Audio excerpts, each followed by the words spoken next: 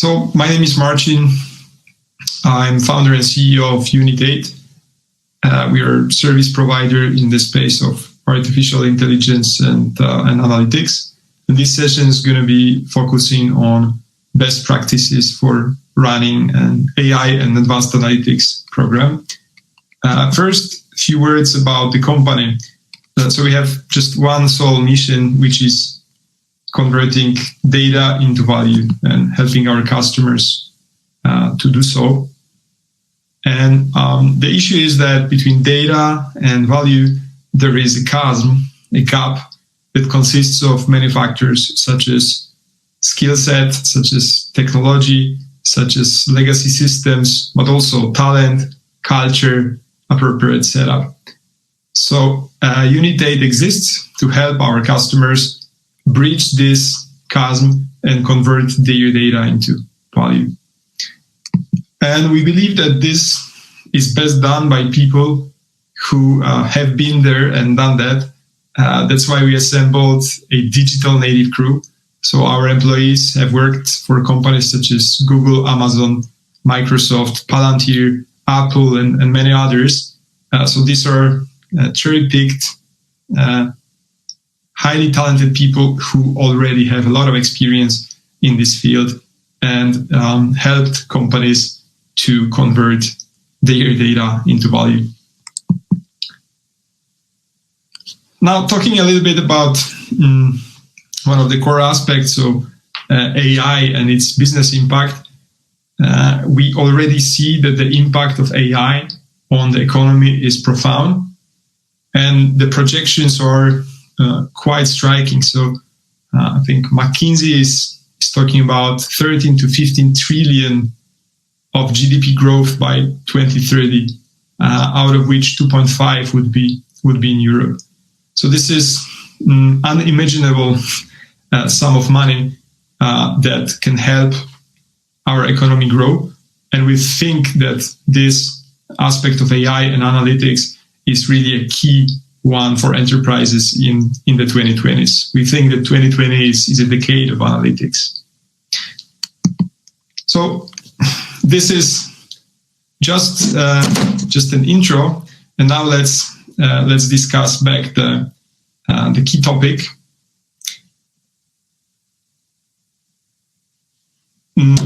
Which is how to run a successful advanced analytics program.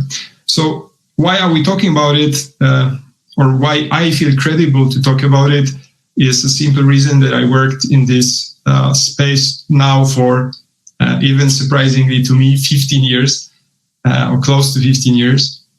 And I've seen, probably close to 100 projects and efforts in the space of AI and advanced analytics. Out of this, about 50 we delivered as Unit8, and also I've seen others in my previous roles. And over time, what you start seeing is basically patterns. So, there are certain things that are commonly causing issues for enterprises, no matter which vertical we are talking about, also no matter even what's the size of the company or geography. So today I'm going to share with you some of those experiences in form of 6 stories and 6 principles that I hope you're going to find useful in your efforts. So my first story is from one of our Unit8 customers. Let's call him Mark. He is running, analytics team for a very large manufacturing company, and he approached Unit8 with following brief. So we want to go towards AI, we want to go towards advanced analytics, and we need to build a scalable, performant platform that will allow us to do so. So far, so good. Sounds like a very reasonable thing to do. So we started engaging. And we started asking questions about, first of all, the use cases, the type of systems that need to be integrated, the type of business problems that we want to solve. And here we quickly realized that Mark, despite all his good intentions, didn't really have a clear plan or clear picture of what sort of use cases he wants to solve or serve with his platform. And this is a big issue because there is no one-size-fits-all solution. Depending on many, many factors, and really on the business problems you're trying to solve, your approach has to be very different. So it's almost impossible to build a generic platform that would solve all sorts of problems. And if you try to do so, very likely you're going to end up building a sort of monster that is not necessarily useful for your cases. And this brings me to our principle number 1, put the business impact first. So start from the business and derive technology solution from that, not other way around. And it might sound obvious to you. If this is the case, that's great.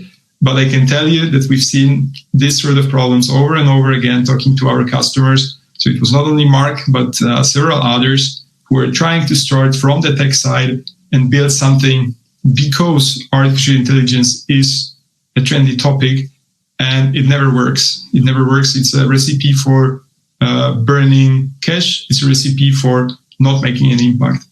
So whenever we started from the business problem and we derived the tech solution, it was always different story, and we had a lot of success with this approach. So my second story is from our engagement in Big Pharma. So we've been mandated to optimize a very large manufacturing process for one of top 10 pharma companies globally. So what we do in those cases is we start first with understanding of the problem, of course, trying to map out, the process, visiting the factory to understand what's happening. But very quickly, like almost day one, we look at what sort of data are available in there. And by doing a small, inspection, we realized that the data assets that were available were very scattered. So we had, pieces of it all over the place. Some of them were stored in Excel sheets. Some of them were stored in files. And even parts of the data were stored in, guess what, old-fashioned, nice paper forms. So this is just to say that the maturity, of some of modern enterprises when it comes to treating the data can be quite low. And it's a big deal and a big problem because what you need to do first, if you want to optimize such process, you need to start collecting your data in a systematic, governed way. So this is what we did. Of course, we started, improving the data collection processes. We put in place, a system that was bringing together all those scattered siloed data so that we could join them. And we started from there. But, we are not talking here about some small manufacturing company or a startup. This is top 10 pharma. And you can see that this data collection and data governance systems were not really there. And this brings me to the second principle. You have to treat data as an asset. So if we all believe that data is the new oil, you need to treat it as such. And analogy I typically like to use in this case, one of cash and the CFO. So I think we all agree that cash and in general, money for an enterprise is an asset. And that's why we have CFO. That's why we have controlling team. That's why we have a lot of roles which are there to govern and manage cash and money of the enterprise. We have SAP systems, etc., etc. So if data is an asset, we need to treat it with similar attention. We need to have right systems, right governance in place, right processes. And importantly, this data collection aspect has to be part of the culture of the company. That's something that digitally native companies have sort of built in their DNA, whereas still for many enterprise customers, this is not obvious. Talking about third principle, that's something that we've seen in numerous places. There is so much hype around the topic of AI and analytics overall that executives are getting confused about the topic because it's very easy, if you read business articles, business news, it's very easy to have impression that AI and machine learning is much more sophisticated or potent than it really is. Not to say that it cannot solve problems, it can, but it's not a magic one. And we've seen this problem over and over again, that some of our customers, especially on top level, need to have their expectations leveled up because we need to explain them what is feasible and what is still just in the realm of fantasy. So this is the third principle, very important. Manage inflated expectations, and also in your projects, put conscious effort really to make sure that the expectations from the business and from the technology team are on similar level. They are calibrated. Next story I wanted to share with you is from automotive industry. And that's quite interesting one, because here our customer hired us in the beginning of the journey to help them bootstrap the analytics efforts. And he was very nice and transparent with us. He said, look, I need your help in the very beginning. Then I want to basically build up, all those capabilities in-house. And I'm going to then basically phase out the help from Unit8 after 3-4 months. And we said, fine, this is perfectly reasonable thing to do. We're going to help you, of course. And thank you for transparency. It helps for our planning. This is great. What happened after this couple months is our customer realized that actually attracting talent that he needs is much more difficult than he thought for a number of reasons.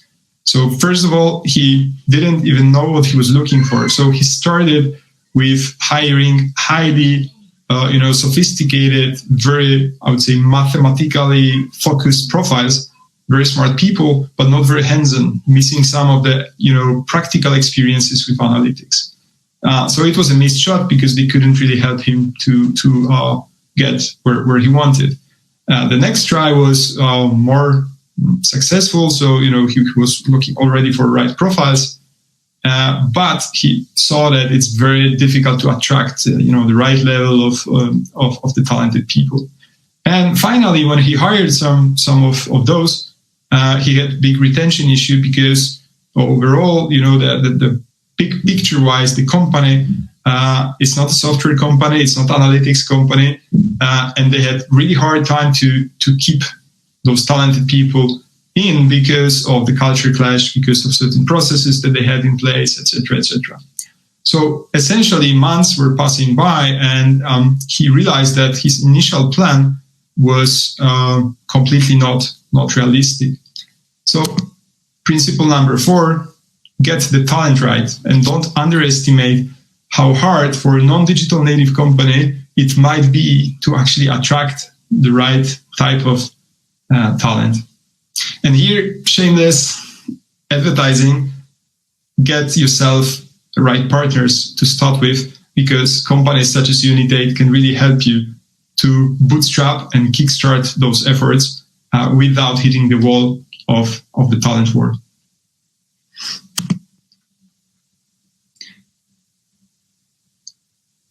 And this is interesting principle. Here, again, we are back to pharma. And the story goes as follows. We are optimizing complicated supply chain set of problems. And we are mandated to improve efficiency by 5% of that process. And 2 months in the course of the project, we thought, and the technical team thought, we are doing really, really good. We reached already the 5%. We were actually above it.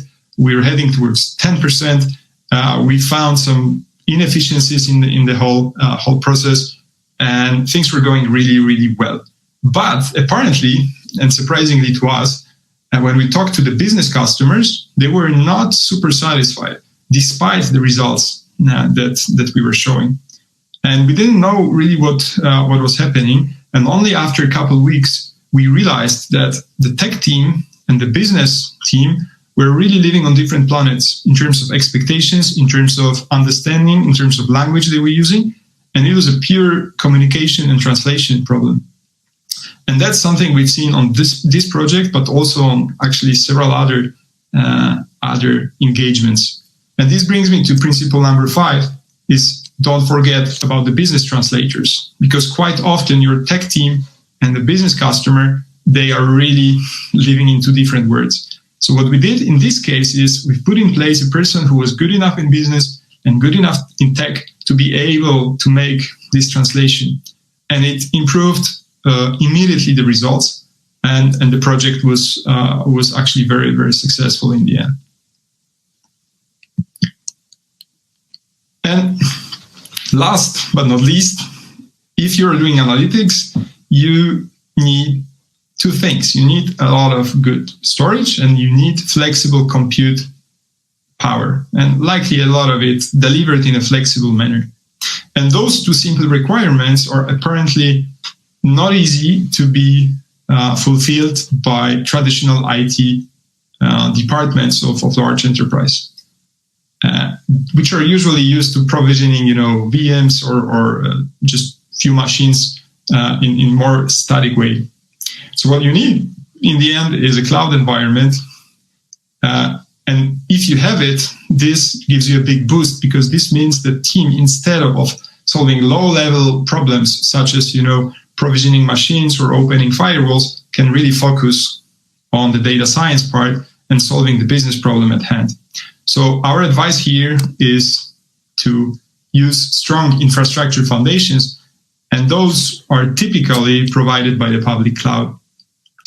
And here,